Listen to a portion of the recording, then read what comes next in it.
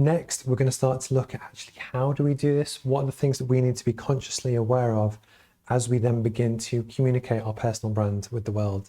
So this is something I call the ABCD model, which I'm going to draw out for you now.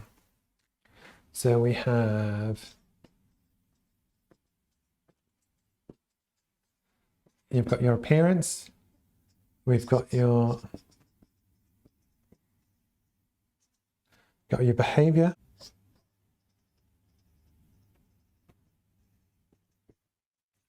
communication,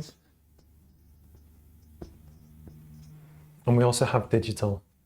On the thing, I've drawn them into 4 boxes, which we can do.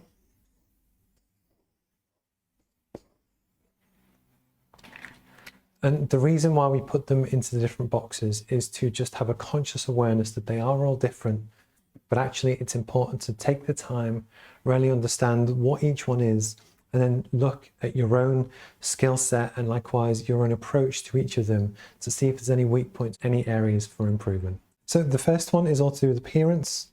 In every business, every career, every walk of life, there are certain expectations that people have when you walk into a room based on the context that you're in.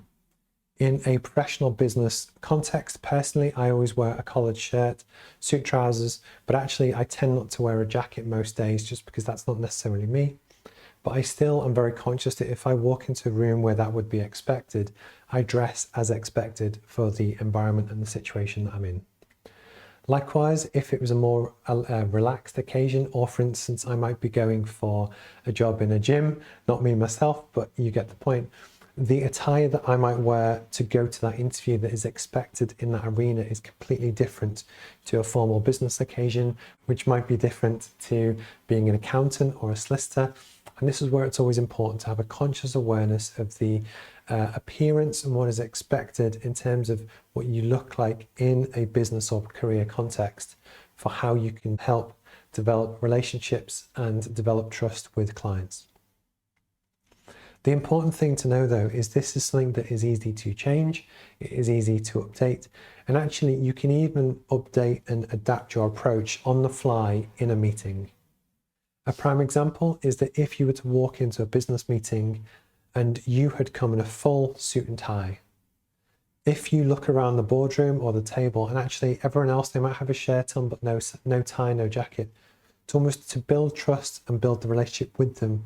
You can do simple things like take your jacket off. It's the things to match and mirror the people that you're with, which is again a communication technique that we touch on later in the course, will go a long, long way to really help you grow your business or career. One of the other great pieces of advice, which I actually got from a book on James Caan. So James Caan was on a TV show called Dragon's Den in the UK, which is our version of Shark Tank. And it was the importance to invest in yourself. So this is where it's important to dress for the job or career that you want, not necessarily the one you have. In the same way with your business, you might invest in computer equipment or software or business development kind of activities. It's equally important to invest in yourself to make sure that your appearance matches up for what is expected within the industry that you're in. The next is to do with behavior. This again is to learn the cultural norms for what is expected in the position that you are chasing or that you're going after, so that you can actually help build trust and acceptance and relationships with people within your network or sphere. But the truth is, if you play the prankster and do different behaviors in the way that you communicate, if the people that you're with and the decision makers see you as in that role, so they see you as a prankster, it's very unlikely that they will see you as the next CEO. Likewise at the Christmas party, yes, it's always great to have fun and some people might get drunk, but what that might do is just plant a seed in the back of the mind of your managing director or whoever that maybe they can't trust you as much to put you in front of clients maybe a year down the line.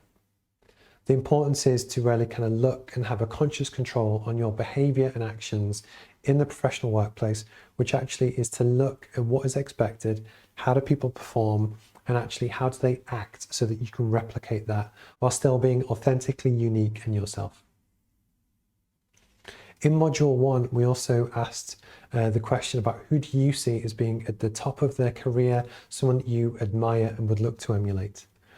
A great technique and a great thing to do is if you think about how would they act in different situations. If you're ever not sure, model yourself on who you see as being this unique kind of person at the top of their career, and simply recreating the actions which they do will help you demonstrate your abilities and your skills and really help you get the most to really help you take that next step.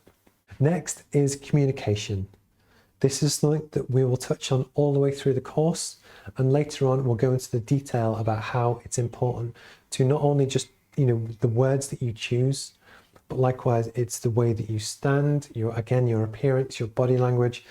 It's to learn to communicate and adapt with different people in different situations to really help build trust and confidence in everything that you're trying to do. As mentioned in the previous module, one of the really important skills here is learning to adapt in different situations and really understand what makes a great communicator and how you can work on your own personal skills to really build on this area. Your ability to communicate is something which people judge you on, rightly or wrongly, which then does affect your personal brand for what people think about you and what people say about you. If, for instance, you go on stage at a large public event and you give the best speech of your life, people really buy into what you do, they feel emotionally moved by your words, the way you deliver the story, they will like you more. And in a business context, because of that, they're a lot more likely to buy your products, buy into what you do, and really help build that relationship.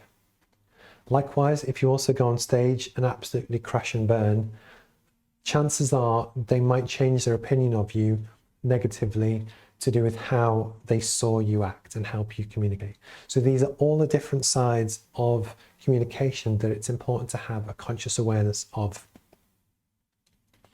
And this actually links very well with digital, which is the last of the 4 on the ABCD model. And this again is how all of your digital presence nowadays, probably through Google, can be found by someone who wants to look for it. So this is to have a conscious awareness, both on the positives, to use digital platforms like social media, like LinkedIn, to really help communicate who you are, what you do, your visions, your values, use online video, really kind of use this to the best of what you can. But then likewise, also have a conscious awareness. Is there stuff on the internet that you might not want your boss or your rival or whoever to see, which could actually impact your business or career aspirations? We've seen it in the news where recently, in the past few years, there's been a huge number of people who have lost their jobs or fallen foul of past tweets and things that they've said, even if it's 5-10 years ago. There are tools and things that you can use on all of these social platforms to actually delete your past messages. Please, do whatever is appropriate for you, but the important thing is just to have a conscious awareness to manage your appearance, your behavior, how you communicate, and making sure it's always relevant. And then likewise, also thinking about your digital footprint and platform and how that's important to your personal and professional brand.